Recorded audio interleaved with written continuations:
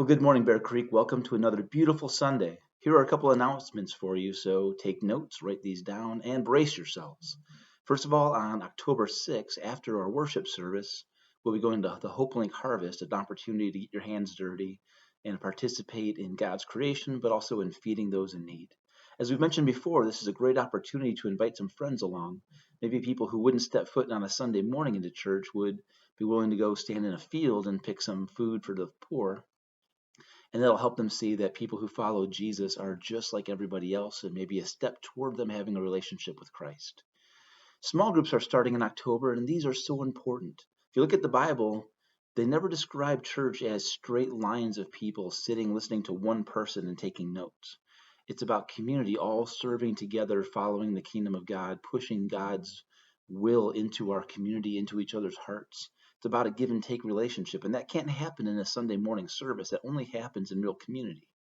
We're really good at being entertained. We want to have great music and fun sermons, but that's not Christianity. Christianity is working together in a group. And so here's a few opportunities to do that. On Saturday mornings, we're going to do Love and Logic. It's a parenting class. So if you're a parent or if you're thinking about becoming a parent, this would be apparently a good class for you. On Friday mornings, Joan Pierce is going to be teaching the book Breaking the Code. It's a book on the book of Revelation. And honestly, this is one of my favorite books on the subject. I studied this book in seminary, and it's a short little book written originally by Bruce Metzger, recently updated by a United Methodist pastor. But it helps you see that the book of Revelation is not a confusing, glimpse of weird prophecies, but it's a look at the story of salvation from Genesis all the way to our own salvation with some hints about what's to come. It's really a helpful book. So if Revelations always confuse you or is your favorite, make sure if you can make it to Friday mornings.